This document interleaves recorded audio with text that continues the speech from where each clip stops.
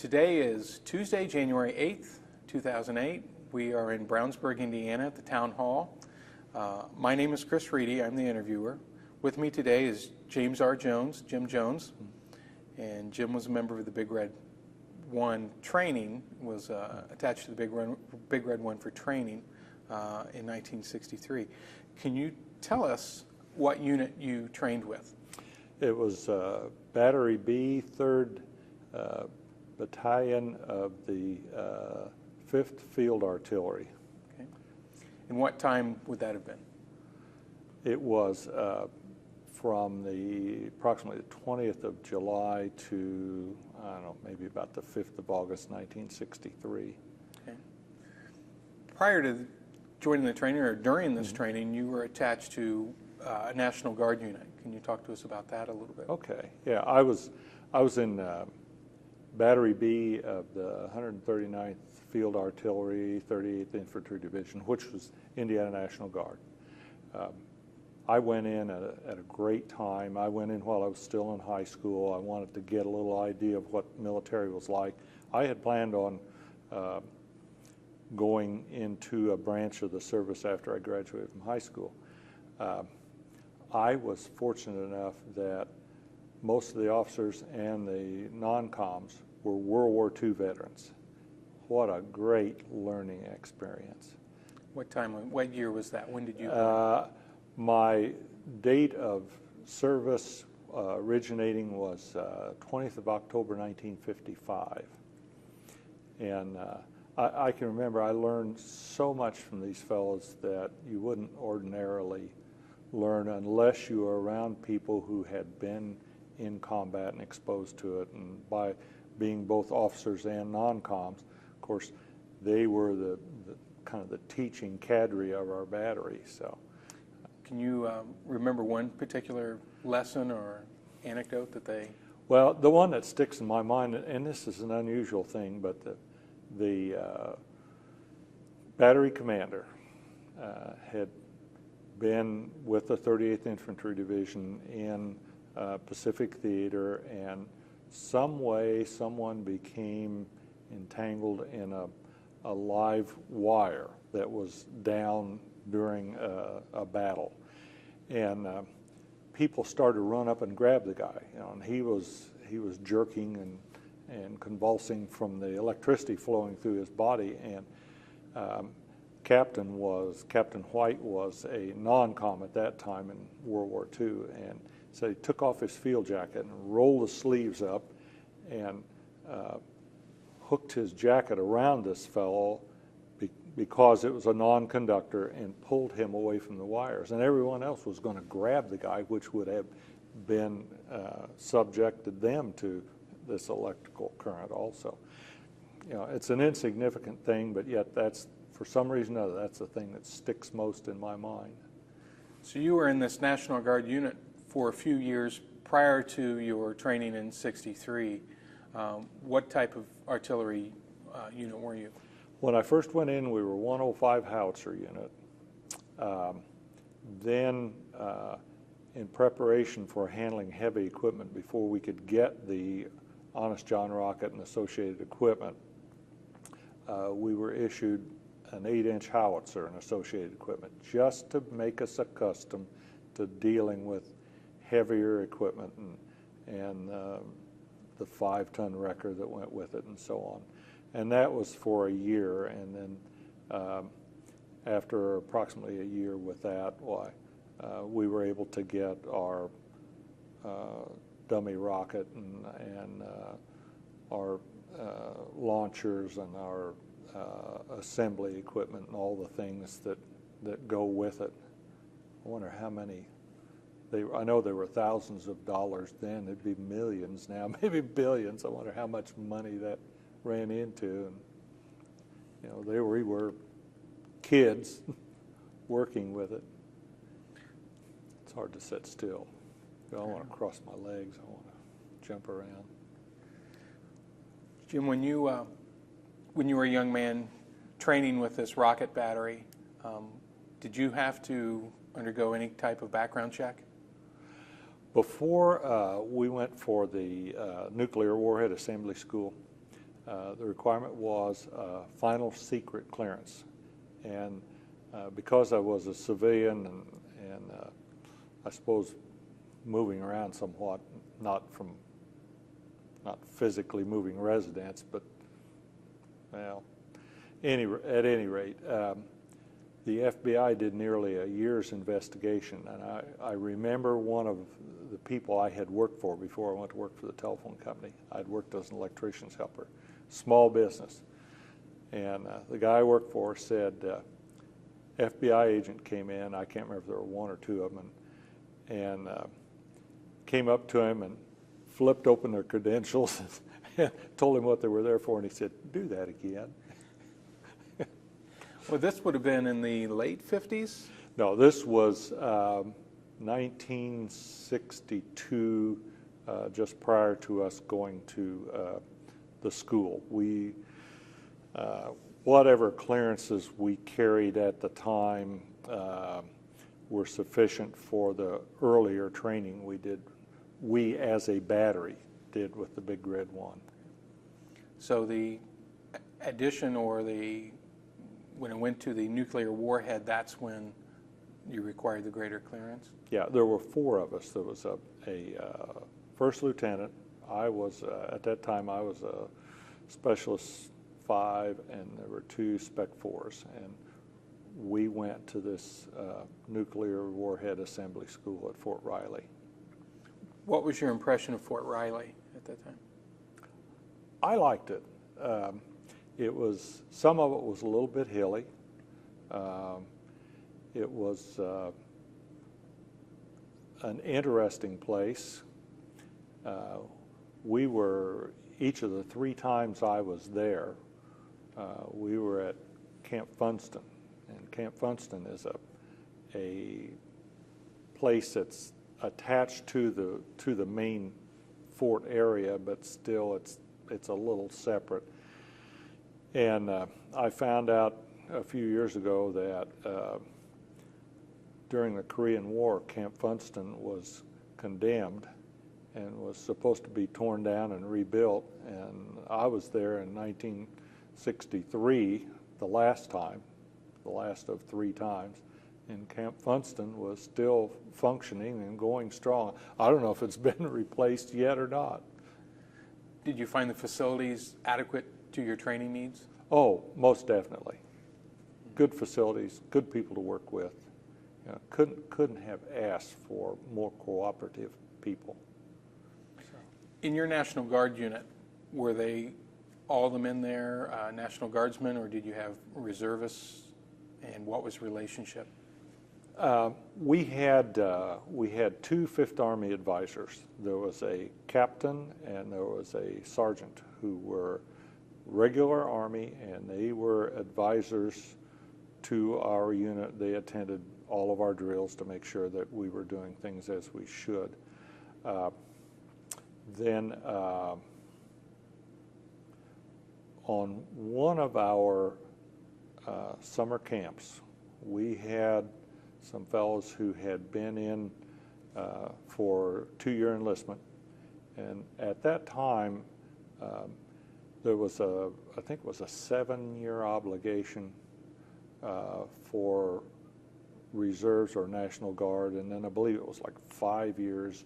If you served 2 years active duty, then you had to serve another 3 in a National Guard unit or reserve unit, but I believe it was termed an active reserve unit. Well, during our summer camp, there were a bunch of fellows came in who had not met that obligation. When they were discharged from active duty, they just kind of disappeared and didn't attend any meetings of the unit they were supposed to belong to. And I guess they were sent letters that either they attend summer camp with us and start attending these meetings, or they would be taken back into active duty and serve the remainder of their time on active duty.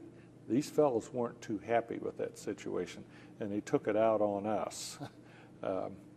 We were not very well liked, and I think it was the reason they didn't like us was they thought that we were a part of their problem where we didn't have anything to do with it. So because of that, when I went to Fort Riley the first time, and we went as a battery to start the initial training on the Honest John rocket with these fellows from the Big Red One, we thought, what are we getting into? What was the reception like? Great. They treated us like equals. I'm sure we had to prove ourselves and didn't realize that we were being scrutinized. But nearly everyone accepted us as one of them. There was only one instance, and we'll cover this in a little bit, I'm sure. But for the most part, these guys accepted us as one of them. So when you went back, the four of you went back in the summer of 1963, you knew the general lay of the land at Fort Riley. You somewhat knew what the reception or how they would perceive you. Were you still anxious at all when you went in 63? Yes. And the reason being, in any military unit, whether it be National Guard, Reserve, Army, and I'm sure the other branches of the service are the same way, there's a constant turnover of people. And every time we went back, there were some people still there, but there were people whose enlistments had expired. There were people who were transferred to other units, and new people brought in to fill their places. So for the most part, they were different people, and we were somewhat apprehensive, but never had a problem, except the one I'll cover in a little bit. Can you describe the routine? You arrived there, you knew you had a 2-week training session. How were you kind of integrated in with the unit? Well, when we arrived, of course, our unit was from Darlington, Indiana, and Crawfordsville was the headquarters, and Crawfordsville was less than 10 miles away from Darlington. And the plate on your automobile, the license plate, is a code that tells what county you're from in Indiana. And as we drove in, we went past the mess hall, and this was on a Sunday afternoon. And somebody who was on KP duty was at the back of the mess, back concrete, wasn't a porch, it was, I forget what they call them, but anyway, he was doing something outside. He yelled, "Hey, Crawfordsville!" And we turned and looked, and here was someone at Fort Riley, Kansas, in the Big Red One that had grown up in Crawfordsville. So that we felt like we were really off on the right foot. What was the routine, daily routine for you guys? Oh gosh, I thought it was going to be all classroom, but we were in the barracks with the fellows from the Big Red One. We would get up, we would shower, shave, police up the area inside the barracks and outside, go to chow, ate with them in their mess hall, come back. I'm thinking that most mornings we had calisthenics.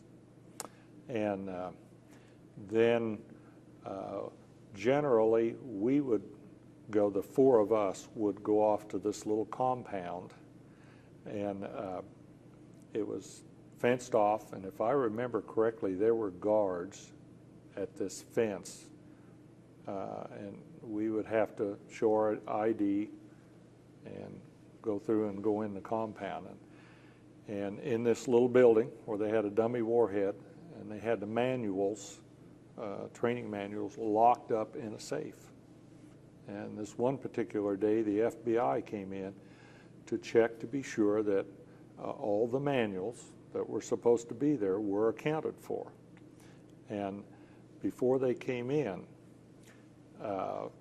the training people threw a blanket over the warhead and stuck some chairs under it to disguise the shape of it.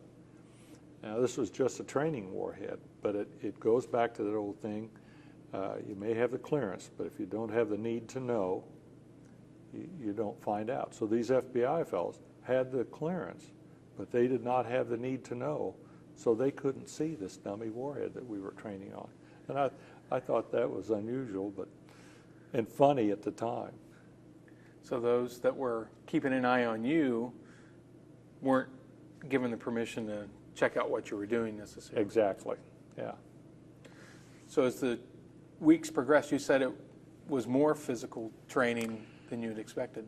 Yes. I didn't expect to be doing calisthenics, but sometime before we arrived, the one-star general, who was division artillery commander, had decided that the artillery units under him in Big Red 1 were getting soft. So he decided that there would be more physical training, and calisthenics was part of that. There was a captain in that battalion who had failed his opportunity to be promoted to the next rank, and there's a time limit. I believe at that time it was 5 years, time in grade. So he had failed on the 3 attempts, and that's all you got. So he was, as of, I believe it was the 1st of August, he was going back to his former enlisted rank, which was buck sergeant, and he was mad at the world. Well, I remember the one morning he led calisthenics, and I've never seen an officer lead calisthenics up till this time, but he really put us through a rigorous set of calisthenics, and I wasn't the only one that dropped out. I was climbing poles for the telephone company as an installer, and I thought I was in pretty good shape. I was like 25 years old at the time. But I couldn't do the whole thing. And some of the fellows from the First Infantry Division, their battery dropped out also. But this one fellow that made it all the way through, and afterwards we were talking as we walked along, and his arms were shaking because he had gutted it out.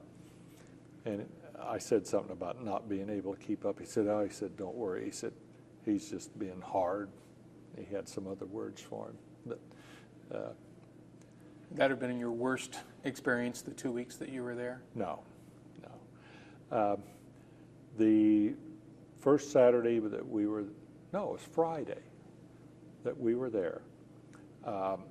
The artillery batteries would go on a 5-mile march, and once a month. Now, how this was supposed to really condition you once a month, I'll never know. Well, it happened to be very hot that day. We started out, and this captain, who was mad at the world, was leading that march. We marched 5 miles out to a particular location, had chow, had a training class, trucks came to pick us up. Oh, and by the way, on the way out there, the infantry passed us riding in trucks. Now, I've always thought that was kind of ironic. Here we were, artillery, marching, infantry passes us riding in trucks. But after we had this and the trucks came to pick us up, captain said, "We're not riding back, we're marching back." Well, by this time, found out later, it had gotten up to 107 degrees. The tarmac that we were marching on was soft and squishy beneath our boots. There was a sergeant who was older, and by older, 40 years old. Now that's old when you're in your mid-20s, but now it seems awfully young. But he had, with 18 years, he had gotten out of the service. He'd been out in civilian life for a couple of years and just wasn't happy, went back in the service. Well, he was not in the condition even that the rest of us were in, and he began to struggle as we continued on this march, and the heat and everything was taking its toll on him. And so all of us, including us fellows in the guard that were attached, were helping him along. We were carrying his rifle, or we were trying to support him in any way we could. We took turns at this to help him, because if you didn't finish the march and you fell out and the ambulance picked you up. And then you had to go back on your own time, either Saturday afternoon or Sunday. And I can't remember if you had to do the whole march over again or if you just finished from the point where you dropped out. But we didn't want this, and I can't remember this sergeant's name, but he was a likable fellow. All these guys were. They treated us just like one of them. But we didn't want him to have to suffer that indignity. So we made sure that he completed the march. But I remember he had to go to sick call the next morning because the blisters on his feet were so bad.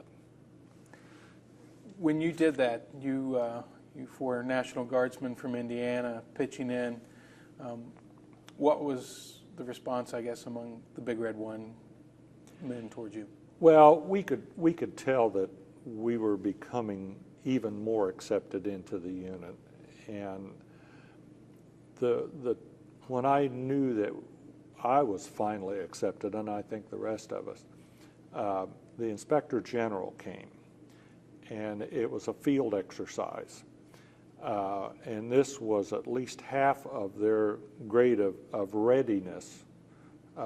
This was at least half of their grade for the year, and this would stay with them for 12 months. The person from their battery that had the same MOS that I did had been transferred out just a few days before that, and they didn't have a replacement. So I was asked if I would take his place. And if memory serves me correct, I was given the opportunity of refusing, but I thought, no, here's my chance to do something to help them because they were helping us so much. But I was nervous about it too.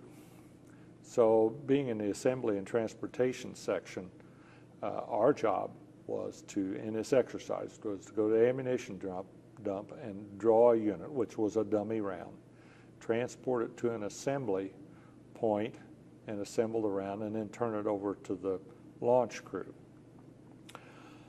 We knew that at some point along the way we would be attacked by the aggressors. What were the aggressors? Aggressors were it was like a cadre who was dressed up in enemy uniforms, and they were supposed to act as an enemy force attacking to disrupt our routine and to see how we would react and defend ourselves and the round that we were transporting and our equipment. Well, sure enough, we were attacked, and I had been in long enough, in the Guard long enough. I pretty well knew what to do, but I had asked them, and they had given me more detailed instructions and what they expected and how they would react and what I would do in my part. So, what was your part when you were attacked? You were an assemblyman for this rocket, but yet put in that kind of situation. What were you expected to do? Well, as senior assembly specialist, I was lucky enough I was able to ride in the front of the 5-ton truck that was carrying the disassembled unit, and I rode with the drivers, and the other fellows were riding in the back of the truck. Well, when we were attacked, my part was to get out of that truck as quickly as possible and to take cover and to fire at the aggressors and try to keep them pinned down and cause them to either withdraw or eliminate them. And so we all did this, and we must have done a decent job, or the aggressors decided that we had done what we were supposed to, but they disappeared into the landscape. And thank goodness we weren't even issued dummy rounds of ammunition. We just, like cowboys and Indians, it was pow, pow. So at any rate, that was the extent of that. But we were relieved when it was over, and we went and assembled the round and handed it over to the launch crew. And afterwards, I've never forgotten this. These fellows from the battery's assembly and transportation unit came up to me and said, if we ever go into combat, we know where you live. we're going to come and get you to join us. Now, that is acceptance, and total acceptance. And it was done in a tongue-in-cheek, joking manner, but I knew that I had arrived, and I was a part of them. So I could not have been more proud to hear those words. Let's talk a little bit, if I may, about the details. I did not know that in a rocket battery there was an assembly crew and then a launch crew. Mm-hmm. How many men were involved in each crew? You know, I wish I could remember. In our assembly and transportation group, we were a platoon. So I would guess there were probably, now that platoon, if memory serves me correct, was split into two sections so that we could do two missions at once. There were two assembly groups, two launchers. So I'm guessing there were probably 10 or 12 in each section, which would make up 24, 25 in a platoon. As senior assembly specialist, my job was, I was directly under the staff sergeant, who was the platoon sergeant. He was the NCO in charge of the platoon. What particular jobs or tasks did you have with regards to setting up the rocket and its assembly? Well, number one, usually during the day there would be a small group, and I was a representative from the assembly and transportation platoon. Maybe 4 or 5 of us would go out to a section we were going to move to that would be obviously our new location. And my responsibility was to pick out an area that was under a canopy of trees so we wouldn't be detected from the air, but yet big enough that this extended 5-ton truck that would carry the disassembled unit, and then this long trailer that carried the unit assembled, could be hidden, plus a 5-ton wrecker. And this 5-ton wrecker had to have clearance under this canopy of trees that the boom could be extended to lift the pieces of the rocket off of the truck and onto the trailer to be assembled. And there were different configurations we would use depending upon what the landscape was. But I would have to go through the area we were going to move into and pick out a spot for us to move into, because we were going to move in at night. Then I'd have to make a drawing in my notebook and go back to the unit and brief them on what our area looked like, how we would get there, how we would line up the trucks and the wrecker, and to maintain cover, because, like I say, we were moving at night. We'd go into this area under blackout conditions, and then we'd have to do an assembly under blackout conditions. Also, I would go to the ammunition dump. We would draw the unit in pieces, and there'd be a warhead that was about 1,500 pounds. There would be the motor, which was a solid fuel rocket. We called it a JATO, jet-assisted takeoff. And so we draw that, and the fins were in a box. But I had to check weights and things of that nature to be sure that there wasn't anything that was out of balance. And I can't remember if I had to do a quick electrical check or not. But we would draw this unit, and then we had to keep the temperature constant in the motor, because being solid propellant, if the temperature, for example, if the top side of it was warmer than the bottom side, the fuel would burn unevenly, and it would burn much quicker on the warmer side, and it would cause the rocket to be unbalanced, and it would tumble then. Rather than going straight, it would start tumbling through the atmosphere. And of course, that destroyed any effectiveness.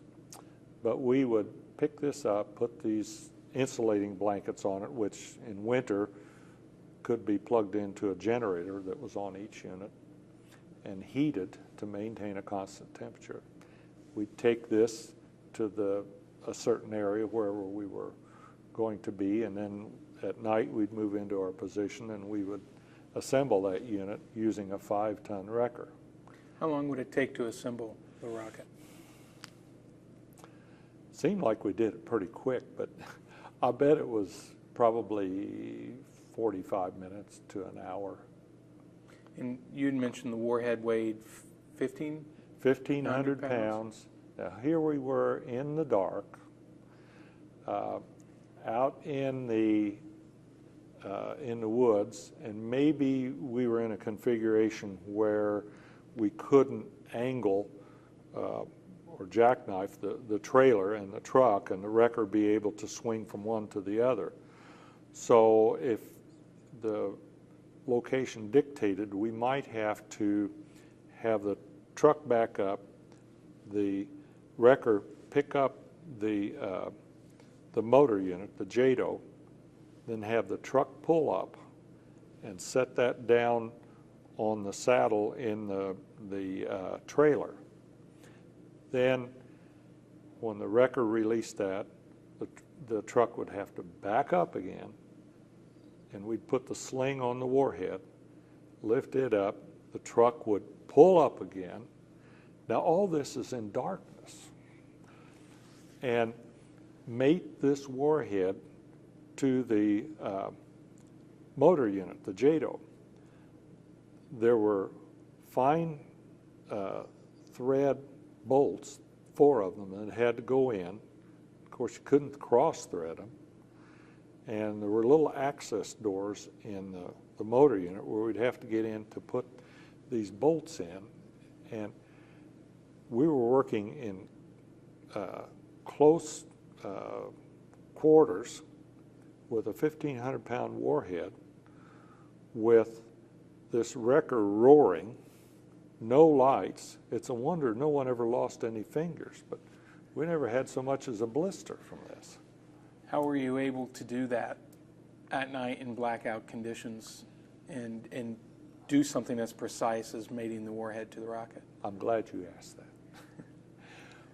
Somebody in the First Infantry Division made us aware of a homemade thing. I don't know whether they came up with it or someone else, but it was a flashlight, and they took Lexan plastic and they cut an arrow that was about 6 inches long, and they glued it to the lens on this flashlight, and then they put little braces on each side, and they painted the bottom of the arrow and the lens of this flashlight black to block out the light. Lexan plastic will transmit light, but it won't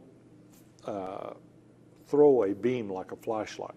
So it would only cause that arrow to be lit and outlined. And on the ground, as a senior assembly specialist, my job was to switch this light on, and through prearranged signals, I remember for cable up, it was to switch the light on with the arrow up and then circle. And as long as I did that, the platoon sergeant who was standing on the wrecker next to the wrecker operator would get that signal. Then through hand signals on the shoulder or back or neck. Why didn't he speak to him? Couldn't hear because of the roar of the engine of that wrecker. And the wrecker had to be turning so many RPMs to power the hydraulic system for the wrecker. So the din was terrible. Why we're all not deaf, I don't know. But he would relay my signals to the wrecker operator, who would then make the moves. And they had to be precise. You know, they had to start at a certain time and they had to stop quickly to keep from catching anyone's fingers or hands. We tried to keep them out of the way, but nevertheless, you know, we didn't want fingers and hands, let alone someone hitting the head with this warhead. But we were able to get that done. We were pretty proud of ourselves that we had done this, but thanks to the training we'd received from the First Infantry Division. And you took that back. Your mission, I guess, would be to take that back to your National Guard unit? The nuclear warhead assembly training, we could not divulge that to the rest of the units or the rest of the people in our National Guard unit because they didn't have the clearance and didn't have the need to know.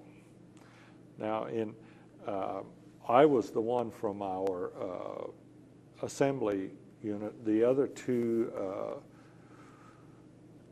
enlisted men were from the launching. No, one of them was from a launching section. One of them was from fire direction control. And I can't remember what the officer, what particular platoon or section he was with. In your battery in the National Guard unit, were you the only one with the FBI clearance? All four of us had that FBI clearance, the four of us that went to that nuclear warhead assembly school, but no one else in our battery had that clearance. In a time of war, or had that unit been mobilized or nationalized, would your unit have been conventional, with conventional warheads, or would you have been expected at that point to maybe arm yourself with nuclear warheads? Well, hopefully we would have never fired a nuclear warhead. I would envision that we would have been using a 1,500-pound high explosive warhead.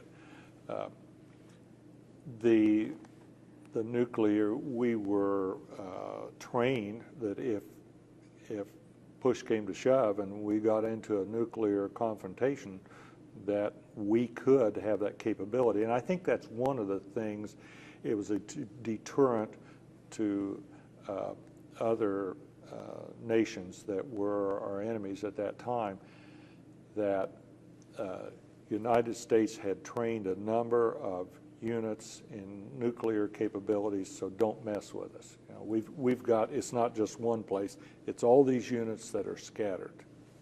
Now, as far as the context of the times, 1963, we're not that far removed from the Cuban Missile Crisis.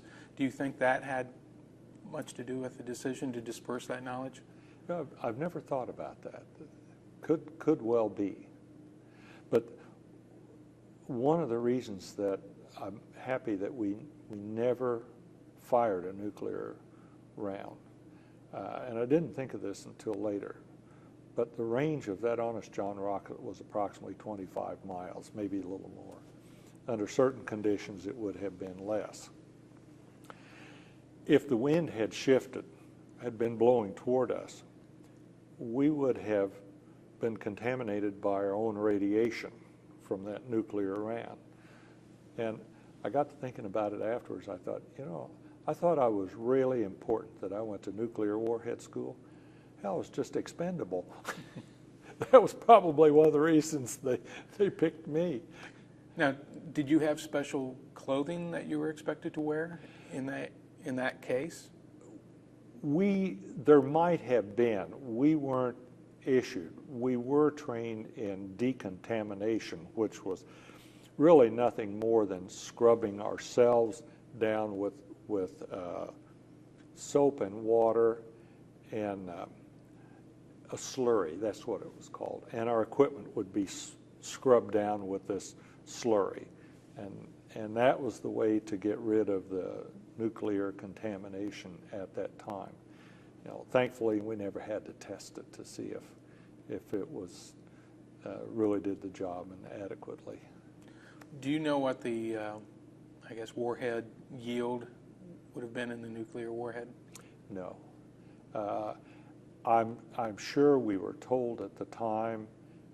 I have forgotten, and of course we weren't able to keep written records on it, or weren't supposed to. It was all supposed to have been in our mind. So it's been a number of years ago. You stayed in the National Guard until what year? When did you exit? March, I believe March 1st of 1964, and I really hadn't planned on getting out. But telephone company had me loaned to Evansville, which was about a 4-hour drive from my home. I was there for 3 months, and the district manager in Evansville kept telling us that he wanted to keep us until December. Now that would have been a year.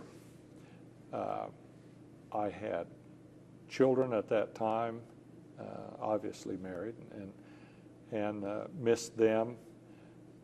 But I had to give up part of my weekend to go to guard drill at Darlington, and then drive to Evansville and get in there at 2 or 3 in the morning, because by that time I had become a platoon sergeant. So there was generally some kind of meeting after the drill was over that I had to stay for as platoon sergeant. And so it made it pretty late, plus I missed my family. Well, along came this announcement that they wanted to reduce forces. Did anyone want to get out? Well, because of the uncertainty of my job location, I went ahead and applied for discharge. I was granted that discharge, and like a fool, I didn't talk to the battery commander. But you know, it was hard to have the time to do that because of being in Evansville.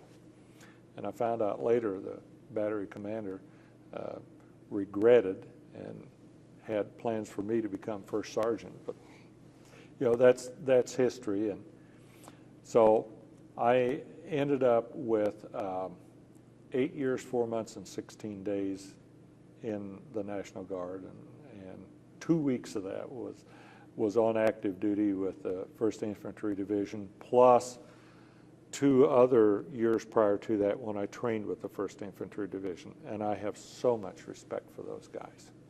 Just you know, the way they treated us, the training they gave us, what they do, what they did then, what they do now. And then I consider it a great honor to be able to belong to the Society of the First Infantry Division. I'm very proud of that. Your National Guard unit, if Yes. I can just follow that a little bit, you got out in '64. Was that unit ever activated for service overseas, vis-a-vis Vietnam? I believe they were activated at some point in the recent years for the Iraqi War. In fact, I believe there are some of them that are a part of the 76th Brigade that's in Iraq now. As far as Vietnam, the only Indiana National Guard unit that was ever activated for Vietnam was a long-range reconnaissance unit out of Greenfield, Indiana. And I have a friend my wife has a friend who's married to a man who was in that unit, and they are one of the most highly decorated units to come out of Vietnam, the Vietnam War. And they started out as a National Guard unit.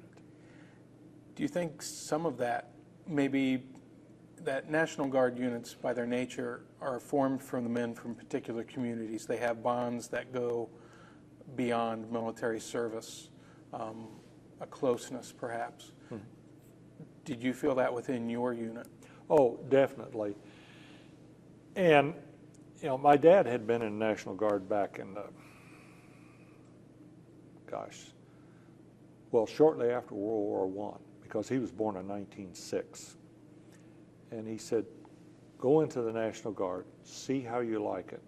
He said, if you're ever activated and you go to war, you're with people you know and trust. Well, that's a double-edged sword, Chris. Yeah, you're with people you know, but I think when you train, like I quickly gained trust and friends when the 2 weeks I was in that nuclear warhead assembly school there at Fort Riley, Kansas. You're so closely bonded with those people, you're living with them 24 hours a day. You quickly gain trust in each other and form friendships. The other side of that sword, with these National Guard people, you go into combat and God forbid, some of them would be killed, which is bound to happen in combat, then I think it has even more of an effect on you because you've grown up with these people, you've known them all your life, you've gone to school with them, and then you see them killed. And I've often thought about how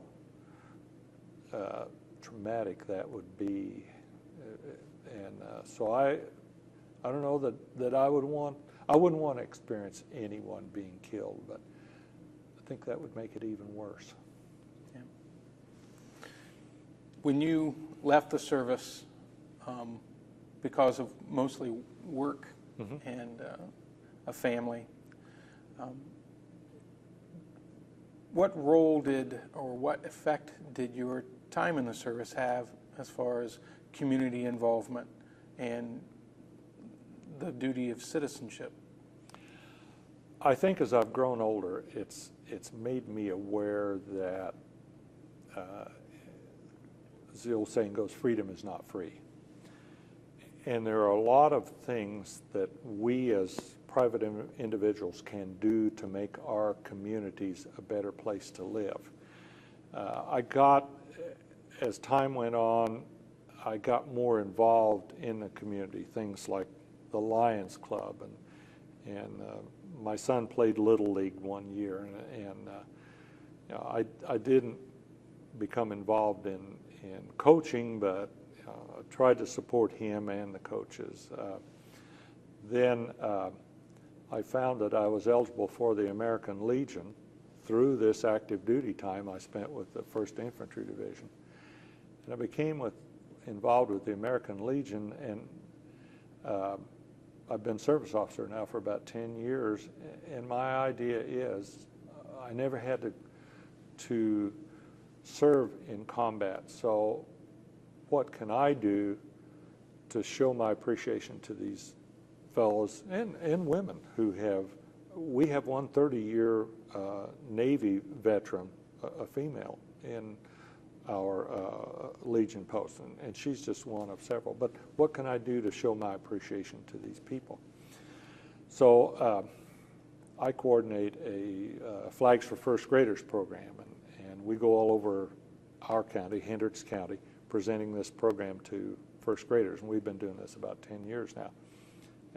If someone else wanted to do this, I'd be happy to turn it over, but it's something that wouldn't get done if I didn't coordinate it. But yet these people who have served in a greater capacity than I have are willing to give of their time if I will do the schedule with the schools, keep the materials on hand, the mundane daily things, and then call them and let them know when we're going to do a program and who's available, and then go with them and we do the program. So those types of things, and I feel like I'm doing something to show my appreciation to these people who have, some of them have sacrificed quite a bit for our country, but it's just made me realize what a wonderful country we live in and how precious our freedom is. And you're going to have to help me off my soapbox. I may, at the end of the interview, I may fall and hurt myself. I'm getting so far up, but it has really made my patriotism much greater. And I think having served, and particularly being exposed to these people from the First Infantry Division, has given me a greater appreciation. You said your patriotism has grown when you were a young man in the mid-50s and decided to enter or join the National Guard. Would you feel that you were exceptional at that time, or were you a typical teenager? I think I was pretty much a typical teenager. There were a number of us that went into the National Guard. There were some people upon graduation went into the service, and I've been attending my high school reunions for the last maybe 15 years. We have one every 5 years, and get to see these people who, like I say, some of them were in the Guard with me, some of them went in regular service. I don't recall anyone from my class that was career military, but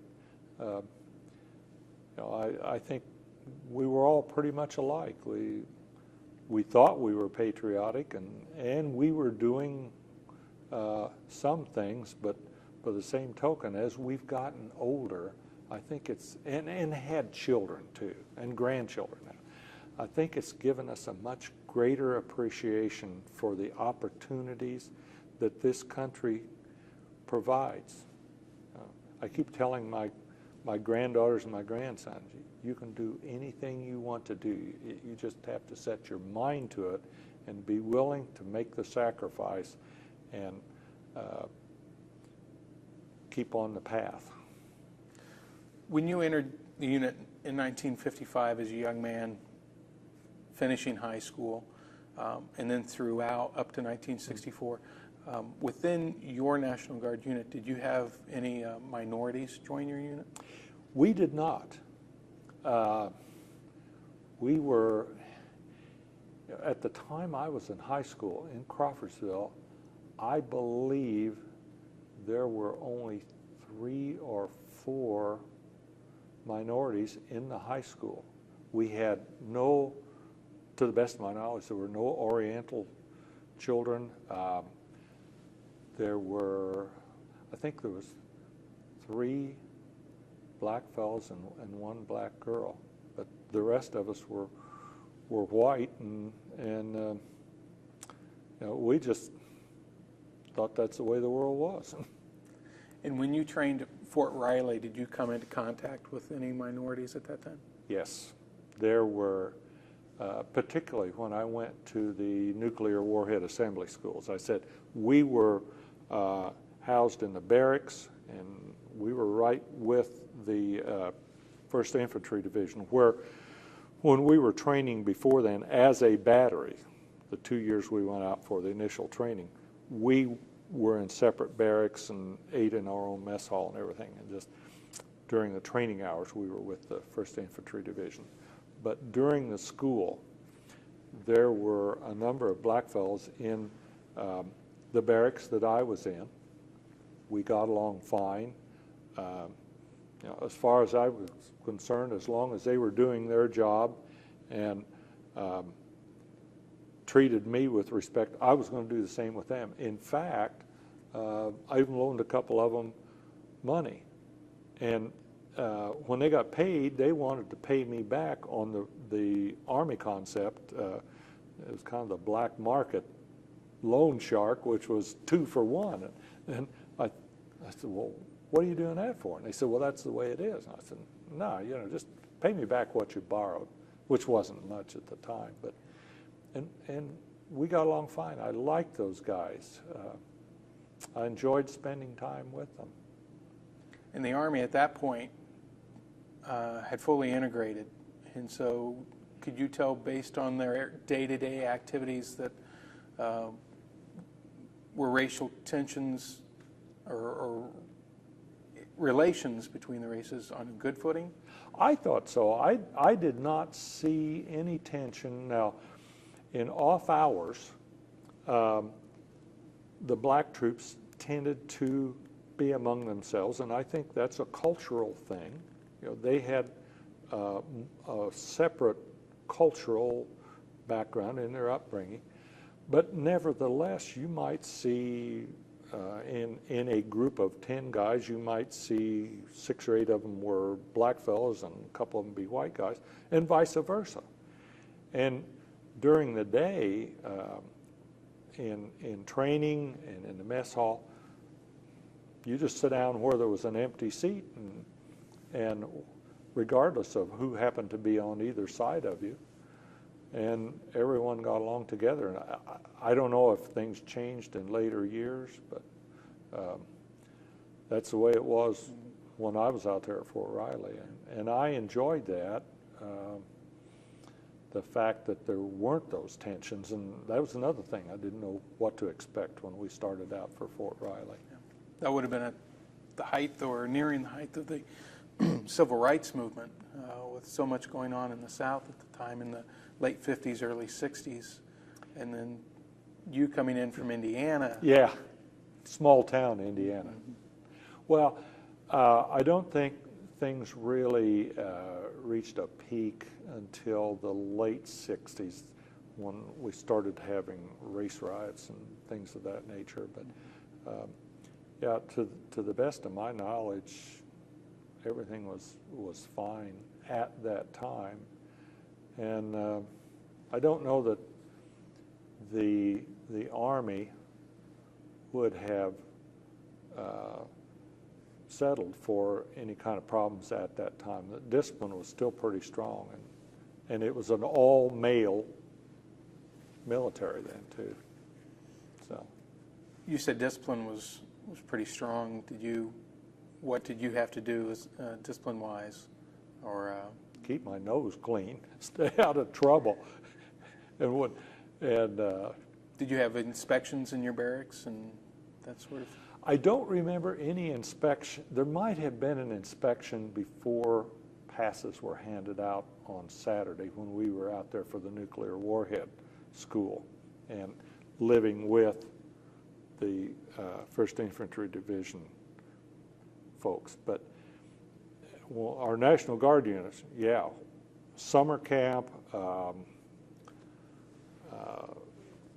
if we were staying in barracks, there were inspections of the barracks, and it was always on Saturday morning. And we had to have things clean. Did you always pass your inspections? Yes, because we were scared to death not to. What would have been the repercussion? No passes.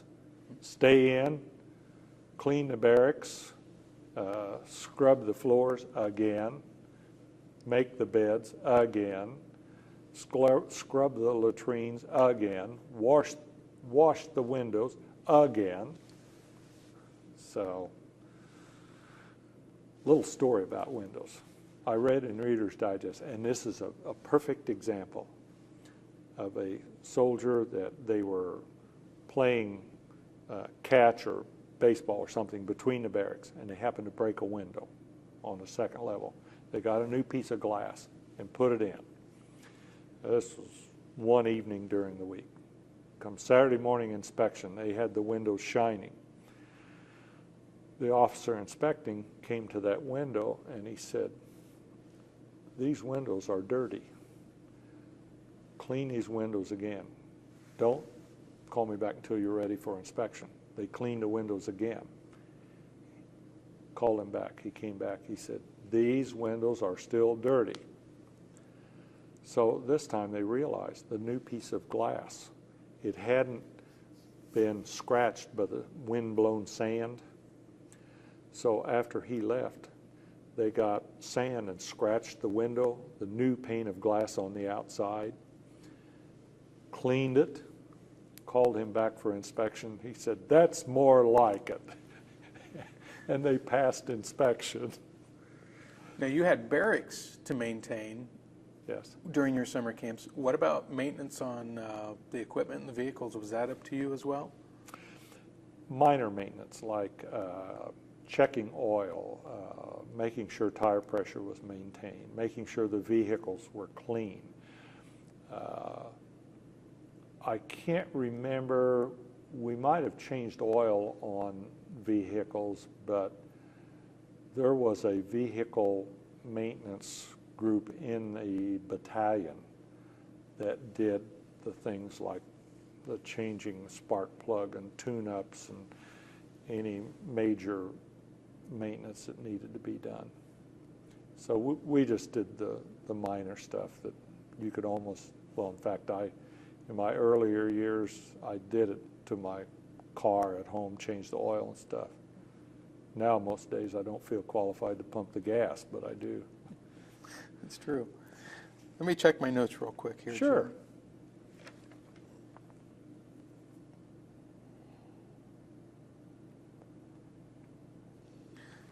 I think I've hit everything for the most part. Good. I guess I'll volley it back into your court and ask if there's anything that stands out during your time in the service or anything that you think needs to be passed on.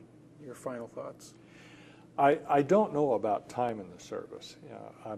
I'm proud to have been able to serve, even though most of it was National Guard. I felt like we were ready.